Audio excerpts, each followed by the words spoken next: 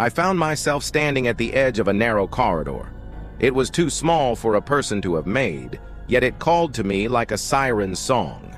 As I peered inside, I saw a staircase spiraling upwards, but the steps twisted in impossible directions, forcing me to question which way I needed to go.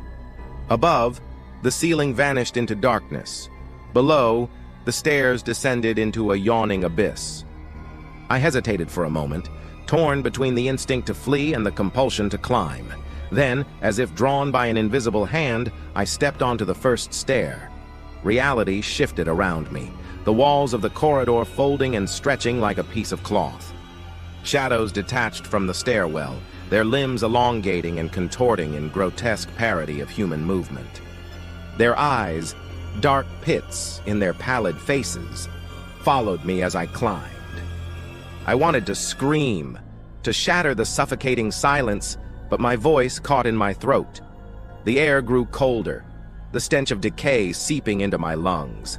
With each step, the whispers grew louder, overlapping and echoing in a maddening chorus. They spoke of things that defied understanding, of realities folded and unfolded, of time itself bending to their will. And then I saw a door at the end of the staircase, a single door in the oppressive vastness of the stairwell.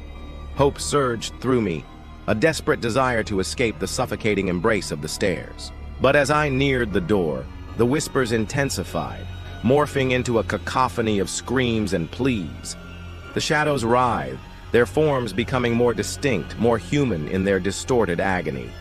They were reaching out to me, not in greeting, but in warning. With trembling hands, I pushed the door open. It was locked. I rattled the handle, but it was of no use. The door offered no escape, no reprieve from the maddening whispers or the grotesque ballet of the shadows.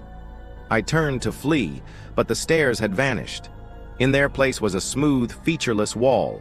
Trapped, I stumbled back, my foot catching on a loose stone. I fell, tumbling down, down, down into the darkness, the laughter of the shadows echoing in my ears. When I awoke, I was lying on cold, hard stone. The air was still and silent. The memory of the nightmare clung to me, the taste of fear bitter on my tongue. Around me, the stones were inscribed with arcane symbols, their meaning lost to time and decay.